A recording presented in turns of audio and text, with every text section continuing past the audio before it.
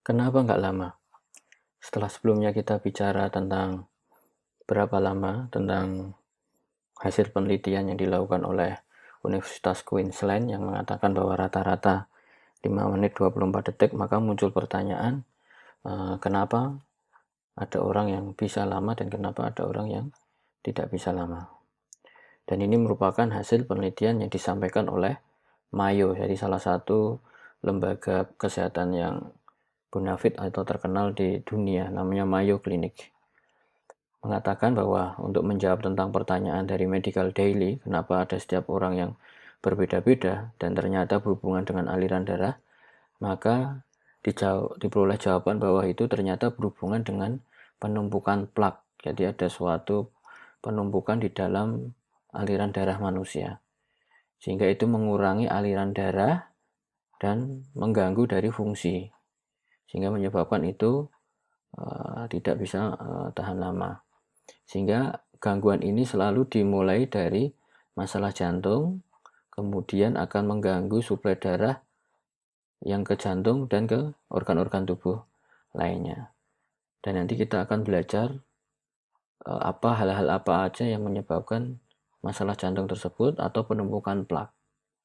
Yang nomor satu adalah diabetes atau kadar gula darah yang naik tidak terkontrol. Pada penderita diabetes akan mengalami resiko, baik resiko ini maupun resiko penyakit jantung. Karena pada diabetes terjadi kombinasi gangguan pada sistem saraf maupun pembuluh darah maupun fungsi dari otot.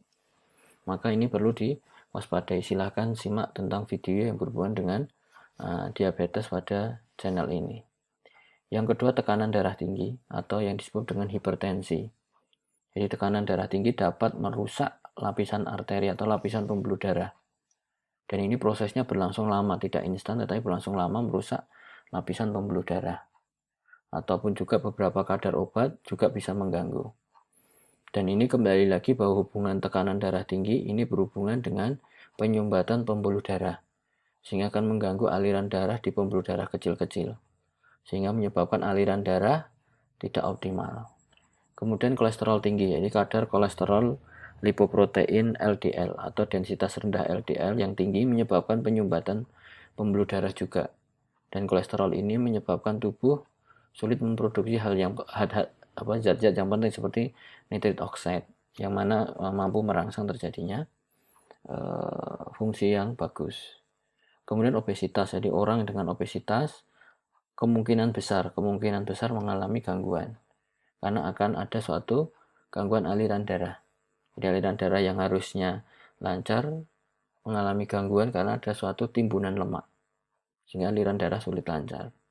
Kemudian testosteron rendah, jadi pria dengan testosteron rendah akan mengalami gangguan, baik gangguan fungsi maupun gangguan fungsi jantung, dibanding dengan pria dengan kadar testosteron rendah. Dan ini biasanya terjadi seiring dengan bertambahnya usia.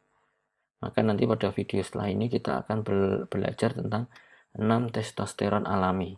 Jadi testosteron alami yang bisa kita gunakan untuk meningkatkan testosteron, sehingga bisa meningkatkan testosteron rendah menjadi testosteron yang normal. Nanti akan kita simak pada video setelahnya. Terima kasih.